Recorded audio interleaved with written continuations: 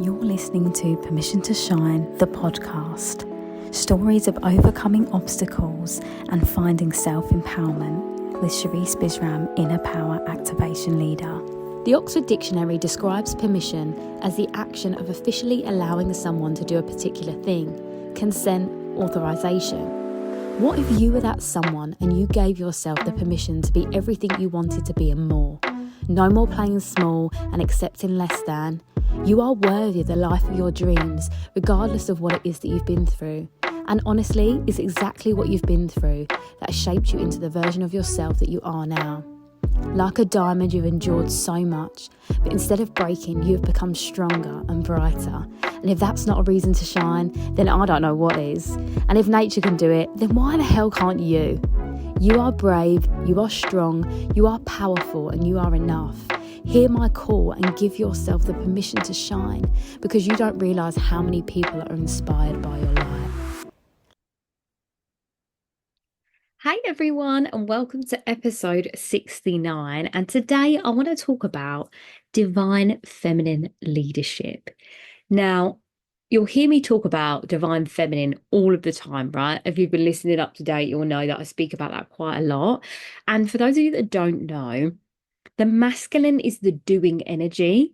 The feminine is the being energy. So when we say divine feminine leadership, that might seem a little bit of a crossover, because I think that we've been conditioned to see leaders as masculine, right? But how I'd like you to look at it is queen energy. Yeah. So stepping into that queen vibe, right? If you think about Queen Elizabeth, may she rest in peace, she ruled on her own, right? Granted, she had Prince Albert, but he was a prince. He didn't ever upgrade to king. She kept him as a prince because it was her kingdom, okay? And I want you to think about that in your everyday life, because I think when we say leadership, a lot of us think about being a leader in the workplace, being a leader in the public eye or parliament or any of those things. And it is that too, right? But it's also being the leader of your own life. It's making the decisions that you want to, when you want to, and trusting yourself so much to do that. Because I think that, as women, again, we've been conditioned to follow the rules, listen to what other people have done or what society expects of us, and to not create our own pathway, but to follow what's been, laid out for us. Okay. And I think with probably most of you that listen right now is that you have noticed that something isn't sitting right with that. You've either started to rebel and break the rules, or you want to, and you're just figuring out how and what that looks like for you. This is where you are being called to tap into that divine feminine leadership, to be able to take the reins back on your life. Now, I don't want to use the word control, but it might come out a few times just in general conversation. But I don't mean control as in like a puppet master on a string. I don't mean that. What I mean is taking life into your own hands and making decisions based on what you truly want and deserve. That's what I'm talking about. And I think that when we give ourselves the permission to be able to do that, that's when everything changes. That's when you are co-creating with the universe. You are listening to your soul's message, and also to the intuition sent for you from the universe or God or whoever it is that you believe in. And that's really what I want from all of you that listen to this podcast, because that's very much been my journey. And I'll talk about this just in a little bit more of a way that you will understand, because I think that for me, if you were to tell me divine feminine leadership a few years ago, I would have been like, hey, what is that? I don't know. And I would have understood the concept of a queen, but I wouldn't have understood what that looked like for me. And it's really funny because where Pluto is now going direct in Capricorn, Pluto is in my personal chart. Pluto's actually in my fourth house, which is family, but it also connects with the relationship between the masculine and the feminine. Now, that's been a lot of my trauma, but also a lot of my healing is me siding and understanding that I need both energies in order to be able to live a balanced life and to thrive, really, right? So, all of this is quite prevalent right now because on a global scale, with Pluto going direct in Capricorn, we are now starting to see where the old outdated ways that we've been doing things haven't worked and what we're ready to shift, and patriarchy is one of them. So this is why this all feeds in. And for me particularly, that journey of our masculine and feminine in a wider society as well is so interesting. The reason why I chose this particular thing, divine feminine leadership, even to do for my free masterclass I have coming up, because that was just something that was intuitively sent to me, and I listened and I was like, wow. And then now everything I'm seeing is around this. I'm like, yeah, of course, makes absolute sense. So, by listening to this podcast and also attending my free masterclass, you're going to get ahead of the curve with it, because Aquarius is all about breaking the rules, doing things differently. It's that air perspective, like it's easy, free flowing. There's lots of different shifts. You can change directions and pathways. There's no set rule to it. Whereas with Capricorn, it was so heavily structured. Now, that works for me in some senses because my moon's in Capricorn. So the way I think is quite strategic. Another reason probably why this masterclass makes so much sense and why I'm trying to make it make sense. But it's, yeah, basically the universe is calling you to listen to what it is your soul needs and act upon that. The Aquarius is also about creating energy. So and Aquarius is like the business sign of the zodiac. So if there's something that your soul's been calling you to do, whether it's, you want to start your own cake company, or you want to get into doing more fashion-based stuff or writing blogs, the universe is going to be pushing you over to do that thing, right? Especially if this has been an idea for so long, this is what the universe is shaking you to do, right? Shaking you out of that comfort zone to create action. And if you're listening to this up to date, we have a full moon in Aquarius, which is happening, sorry, not Aquarius, a full moon in Aries, which is happening this week. So I'm airing this on Sunday. The full moon is on Thursday. So that is all about, as I say, full moons are for releasing. Yeah, you're letting go. And whenever you listen to this, by the way, you can always use the full moon to release. Like, write a list of what you don't want to carry with you anymore, whether that's people pleasing, listening to other people's BS, and actually you just want to walk away. Like, that's something you that's a you thing, right? You want to stop being a people pleaser. You want to stop pacifying other people. You want to stop playing small.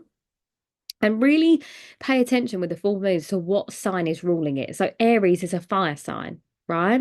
That's all about burning away. So literally write that list out and burn it. Go somewhere safe and burn that list. And I like to do so, for example, the next well, if the moon's in an earth sign, you can bury it. If it's in a water sign, you can put it into water. So literally throw it out into the ocean or something like that.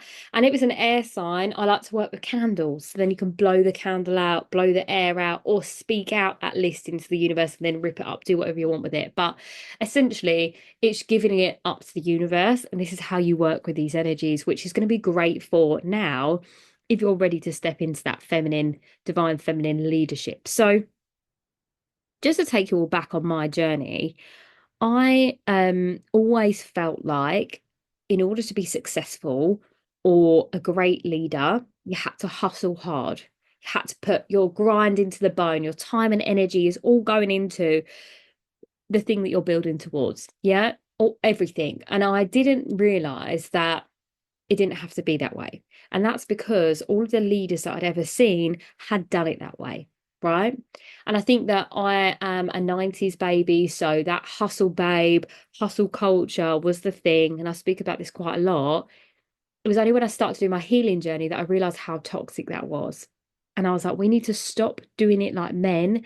I want to start paying attention to our feminine traits that are natural to us, listen to those and cultivate that space. And I was really lucky because when I began my healing journey, I started looking at vulnerability. So I started looking at Brene Brown, people like that, that speak about um, how vulnerability is a strength, right? Vulnerability is a strength because it allows you to show all parts of you.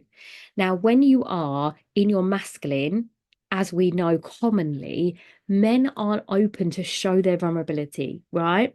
So they are projecting a version of them that the world wants them to see to meet up with society's expectations. Now, masculine men and men in general have both feminine and masculine energies as females do. You know, all beings, whether you're identifying as a man or female or non-binary, whatever you identify as, your energy will have masculine and feminine energy, and you need both, right? Even men can lead from a divine feminine place. So I just want to clarify that. Um, but I think that ego-led projection is what we see across the board. Like, I don't watch politics or the news anymore for that reason, because I just think it's just like a my horse is bigger than your horse competition. They go around the bush for the answers, you know, instead of just being honest and saying, you know, showing their vulnerability and saying, do you know what? That's something we're actively working on. We're not here yet. We're not there with it yet, but I promise you we're trying. They don't say that. They go around it like, oh, but we did do this thing. Did you see this thing that we did? Yeah. And then they ignore the question because they don't want to show their vulnerability. How easy would it be if someone was like, why didn't you do that thing? I'm really sorry. I gave it a go. I just couldn't get it right. Can you help me? That makes it so much easier. And I think this is something that the divine feminine or feminine energy in general struggles with is you know, they're worried to show their vulnerability in case it gets taken advantage of, right? But when you cultivate a divine feminine space from your divine feminine leadership, you allow people to be their true selves and celebrate it. Now, I've been shown this in such a clear way since my healing journey, and I feel like this is something I've been building consistently for myself as well. And this has come from Avatar Ayuso, my I work with her with our dance charity. She was the first woman boss that I've ever had, and I say boss. She's we're not I don't I work with her, but she's the owner of the charity, the founder. She's the first female leader that I've watched cultivate that space, and from there, I've started to see it in other places too. Because once you find it, you see more of it, right? And it's so beautiful. And I feel like another example of this is the Jacinda Ardern, who is the Prime Minister for New Zealand, right? It's that cultivating space. And I don't remember her name, but the lady, the Prime Minister of Scotland, she also does it, right? It's about doing it the feminine way. Listening is our greatest asset as human beings, to listen, to listen to what people need. And guess what? As a woman, as a female, divine feminine, your intuition knows before you do. So it's listening to not only other people what they need, but to you. What feels right to you? These are the divine feminine leadership skills. Okay.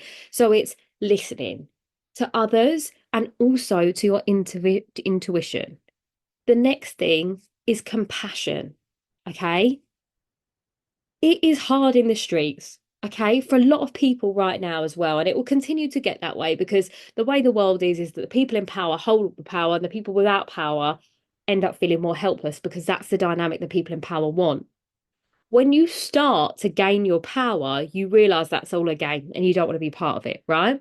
But until that happens, you are left feeling in this space where everything is happening to you. Yeah, we've all been there. We sometimes fall into that. I'm one of those people too. When I'm overly stressed, I forget that I have as much power as I do, and I need a little shift, little shimmy out of it. And I'm like, oh yeah, forgot that was a bad bitch. But yeah, I hope that you feel that too. You know, a good shake out, somatic shake, vigorous shake, that'll do it.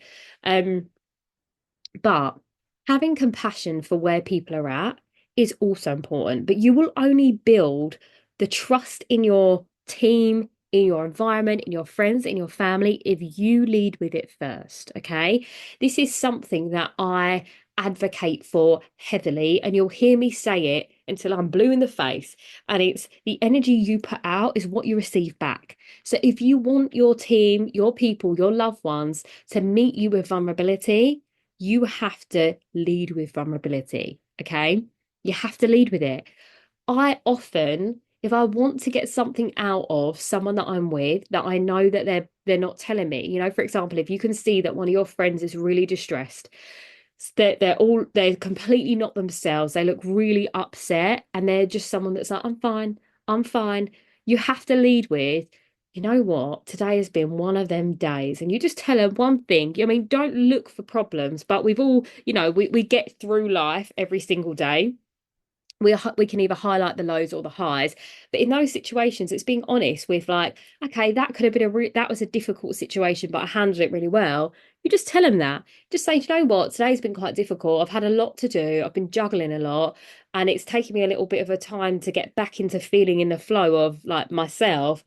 I don't know if you, I mean, yeah, like, how are you feeling? That would open the door. But you might find that even before you finish saying and asking them, how about you? They're already ready to tell you because you've opened the door to create that. That is such a beautiful space to cultivate. And I feel like, because I always lead with who I truly am in all of the spaces I go in, whether it was teaching dance at Pineapple, and I would just walk in the room and be like, oh my God, guys, sorry, the trains are a mess. I've made it here. And I make stupid jokes the whole way through because that's my sense of humor. They're not trying to prove anything to me. Like, I've gone into classes for years, and like, the dance teachers are like so prim and proper, so fierce, and like got everything done, and they're just teaching, and there's no personality that's coming through. So you'll feel like you've got to perform your very best because they're judging you. That's not the spaces I've ever cultivated. Even with my clients, the minute they come into my energy, I'm so brutally honest with them. I turn up with no makeup on because I don't need to project a show to them, right? I'm holding this space for them. And that is the beauty of this divine feminine leadership space. It's you have to go first, okay? That's what it requires to be a leader in general. But when you're cultivating divine feminine spaces, you have to wear your heart on your sleeve. And if that's something that you are struggling with, one, you need to attend my free masterclass. I'm going to talk all about this and give you the tools and tips that you need. But you need to be honest with yourself first. Like, if something in you right now feels like, oh, being vulnerable feels like, then that's a sign the work needs to be done. And I am the person to support you with that. So drop me a message because, this is my work. But, I'm going to talk about the opposite of what that looks like as well in a moment, but I want to give you all of the tips first. So, I said compassion, listening to yourself and to your intuition, and it's empathy. You can have compassion, but also empathizing with people. Like, compassion, you're understanding why someone's gone through what they've gone through and why it's difficult. But empathy is like, I'm really sorry that feels hard right now. Is there anything I can do to support you? That is the most beautiful question you can ask someone. Because saying, oh, you know where I am, let me know, you know where I am if you need help, actually saying to someone, that's really hard. That's so tough. What can I do to help you right now? And if they say, like, nothing, I'm good, how about I make you a cup of tea? How about you meet me for lunch on this day? How about I just bring in an extra bit of my leftovers from the night before to save you making dinner tonight? Do you know what I mean? Like, those little things, that's being empathetic.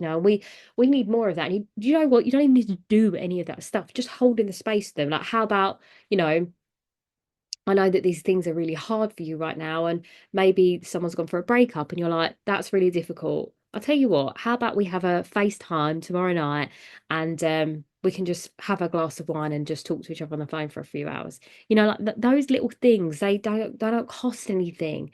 And I think this is something that we forget in life, and especially if you do run a business or you're a business owner, I feel like there's always a like tit for tat thing, like we're trying to get something out of it, we're trying to grow something. And I see it a lot with like networking spaces, is that people are trying to gain something from someone else, but it's not about that. It's about cultivating a space that you want to be a part of.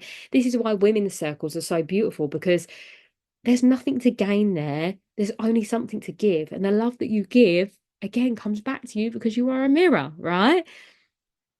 And you don't have to go there to purpose. You're like, right, I'm going to give today. It's like just being aware that there's a flow. And when you're open to giving, you're also open to receiving. And so many of us get so caught up in that, as women, we are conditioned to give. Yeah, we give a lot. We give so much. But if you are giving all of the time, you have nothing left. So when you go into these divine feminine spaces and or you're creating it, you're allowing a flow of receiving and giving at the same time, which is so important because I think in masculine spaces, it's taking. And there is, don't get me wrong, there's some really divine, masculine, beautiful ways of leadership, which I've seen. And it is about that, that they're taking, but they're also giving value, and it's value, value, value. And then it's like, you can take this, they condition that part of it. For us in the feminine space, it is about that giving and receiving flow. So, and that's the law of the universe, right? And you're working with that. So it's just understanding that that is equally important to this process. So I want to talk a little bit about what the opposite of that looks like. So the divine feminine leadership space is understanding, compassionate, empathetic, supportive, right? Supportive always, and leading with vulnerability, openness, and honesty, right? And I think that, in that as well, I just want to make super clear that you aren't people pleasing. You aren't breaking your boundaries to support other people. They are the divine masculine structures within your business, in your life. You have to have those pillars in place in order for the divine feminine to flow through it. Okay, this is when we say we need both. We do need both, because guess what? Without those pillars in place, you are just going to be floating around willy-nilly, right? And I say this quite a lot, but also what happens in this space, like I was saying, the opposite of this is the inner critic leads. Okay, when you have too much going on in your head all of the time, you're going to be criticizing yourself more. You're going to be putting yourself down. You're going to be questioning your every move because you don't trust yourself, right? The divine feminine leads from a space of self-trust because she listens to her intuition. When she is not in that divine feminine space, she is lost. She is stuck. She is confused. She doubts herself, and she listens to that critic in her head that tells her she's not good enough and she shouldn't do it. Right? And because she expects so much of herself, she expects too much from other people, whether it be family, friends, or a work scenario. And that is the toxic side of this. This is what the opposite of divine feminine leadership looks like. And I don't want that for you anymore, because how many of us have been there? How many of us have judged someone else in our team, in our life, because they haven't done the thing that we did, right? We've ignored our boundaries and bent over backwards. So why didn't they do that? Well, why didn't they do that for us? Because I did that for them. That's not their problem. That's yours. That's your problem. And again, you set the tone for everything. We have to set boundaries. And that is part of the divine feminine leadership process, but also that's also divine masculine as well. Boundaries is just a divine space, okay? That's just divine. We're just going to say it, okay? And what I mean by that is that is the highest, most important thing that you can do for yourself is set boundaries, okay? That needs to be one of the first thing that happens in your processing, right? When I work with my clients, we start to work through the childhood experiences. We understand them, we accept them, and we release them. Okay, this is all part of my four-pointed formula. From then, we rebuild. And with the rebuild comes the boundaries, the new boundaries. And this is the thing, I have obviously my clients are all female, but they always say to me, oh, I've had these friends for, 15 years. And I'm like, okay, so what's the relationship look like then? Is it balanced? You all, is it equal exchange? Is it, like, do you have like times where you just take it in turns? And they're like, no, actually I do all the running around, and I do all the calling, I do all the texting, I do all the helping. I'm like, so they're actually not a friend. You're of service to them, you know? And that's a lack of boundaries on your part. This is something that is uncomfortable as well, because when we're talking about being a leader, that it does require you to do things that are outside of your comfort zone. But once you create this beautiful habit of standing in that power, you then see what no longer serves you. And it's the same with that voice in your head, you know? If you have big dreams and aspirations and or you're in a space where you do lead and you lead others, whether it be, work or education or your own business, you have to go first. That's the leadership way, right? So if your colleagues, your friends, your families are watching you lead from a space of trusting yourself, listening to yourself, holding the space and being compassionate and empathetic, that is all you living in integrity. So then when other people see you do that, they will what? Mirror it back. And that's how you create this beautiful divine feminine leadership space, business, life, balance, everything. Okay. But it starts with you embodying it first. You have to embody it first. You can't pretend. You can't do one part and not the other part. It has to be a complete synergy of all of the components. Otherwise, people will tell that you are out of alignment. And do you know what? I would be honest about that. If this is something new to you, if setting boundaries is new to you, or, even trusting yourself is new to you and you feel like, oh, you're still doubting yourself a little bit, I would be honest with the people in your life and be like, I'm trying something different. I'm trying something different right now. And it feels challenging, but I'm trusting myself or trying to trust myself a little bit more every day because I know that I want to become more empowered in my everyday life. I want to make decisions based on what I know that I need and what is good for me over what everyone else is doing or what I've done before that doesn't work or doesn't feel good. That conversation, that is beautiful. And the people in your life that support you and care about you, they want to hear that. They want to hear that from you. Like when I was shifting in my business and, I went from being a dancer, burnt out, crazy. I mean, crazy probably isn't the right word, but there's definitely an energy shift from me. And I feel like I notice it more now because I've recently connected with a few people that I lost contact with like years and years ago, even before my healing work. And I've started to connect with them again. And I even feel in myself this sense of softness and ease and peace, and I speak about that quite a lot, but I feel like I was living out of my body in my head my whole life, right?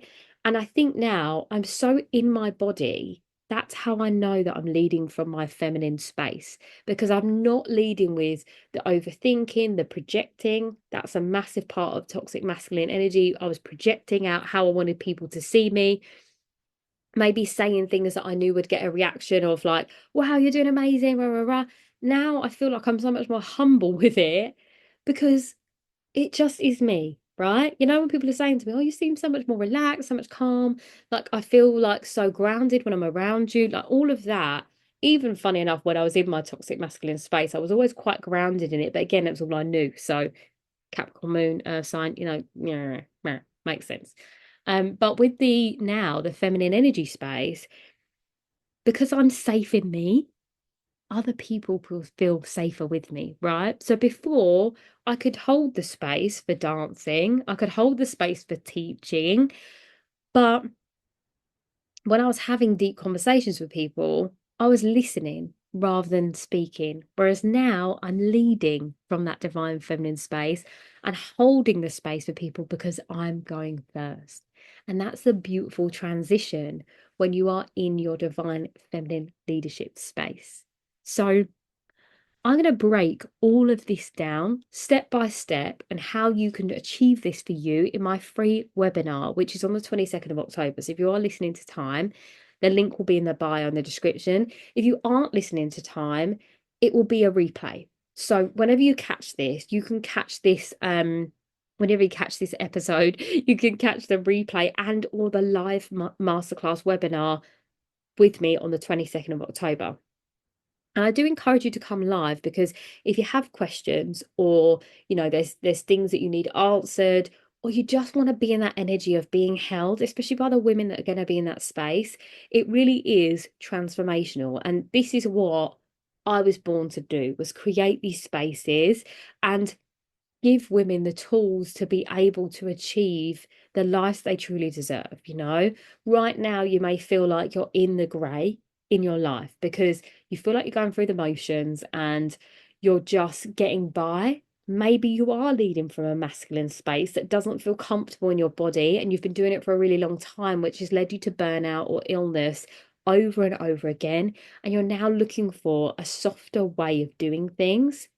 That is what I'm going to show you. I'm going to show you how you can cultivate your natural skills that you have left dormant for so long and allow them to come up to the surface so they can lead, so you can flow in that beautiful energy that you deserve to be in. You just deserve it.